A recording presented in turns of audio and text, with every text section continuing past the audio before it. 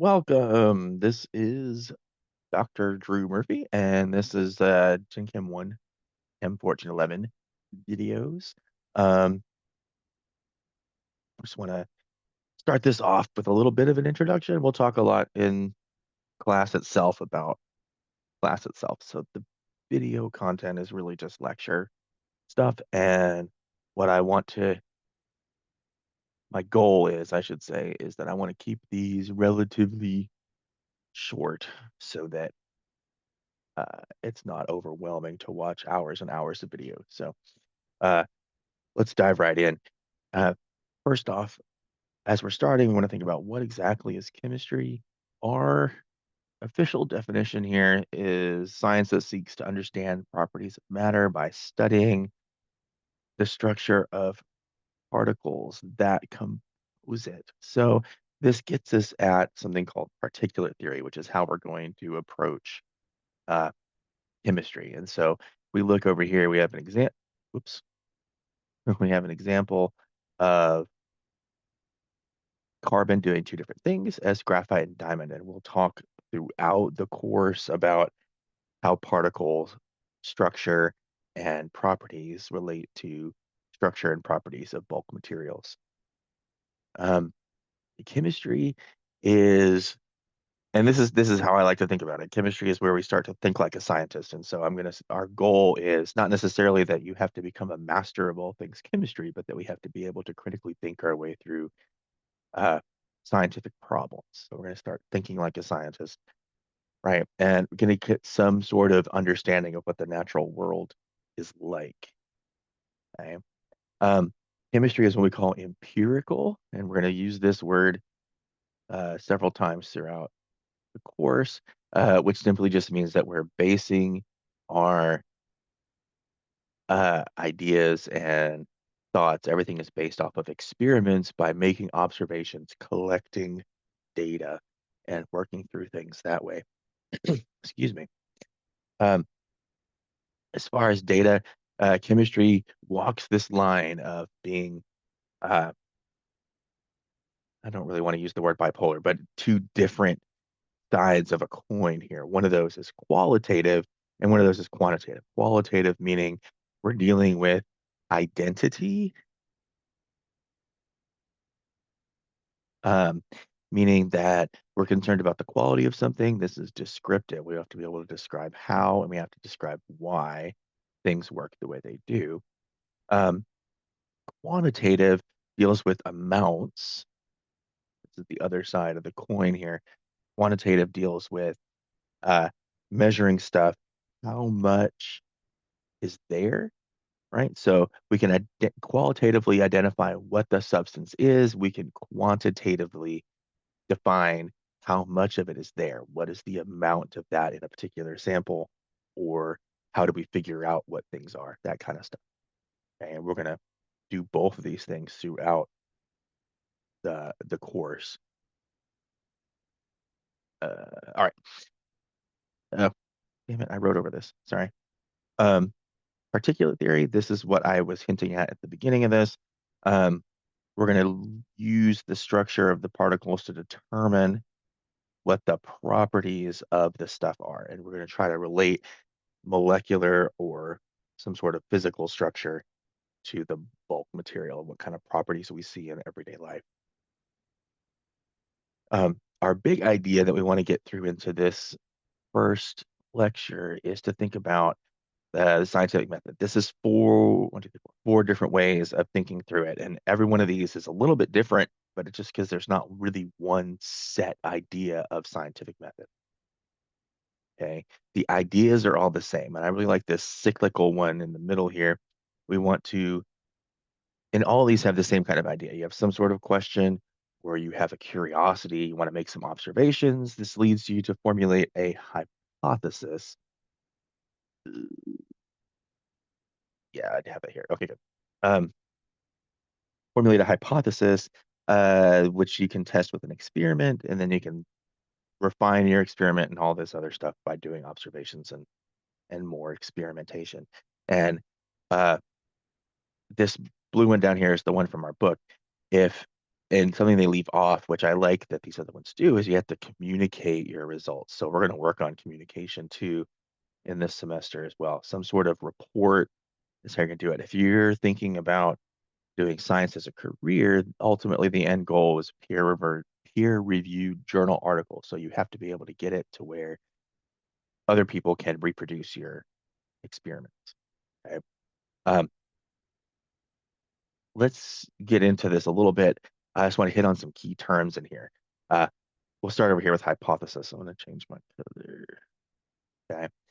Hypothesis is a word that we use in science a lot that often gets missed in everyday life. This is an educated guess or a question, and it gets mixed up in popular culture or everyday life or however you want to think about it, media, with the word theory. Um, these are two vastly different things. Hypothesis is where you're going to start. It's the question you're going to ask. It's what are you doing? How are you going to, and then you're going to design an experiment to probe or test your hypothesis. And this is an educated guess. What do you think is going to happen? Or what would happen if that's your statement? What would happen if this? Okay. A theory is very well tested. So if someone says, I have a theory, what they really mean is they have a hypothesis. Okay? A theory is well tested. It explains what and it explains why. Um, it's a unifying principle, explains a body of experimental observations. It's used to predict, right? So a theory should be able to predict things. It is constantly tested.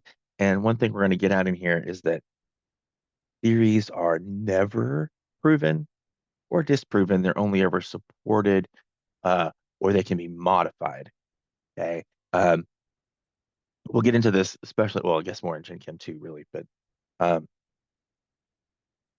and a lot in organic chemistry.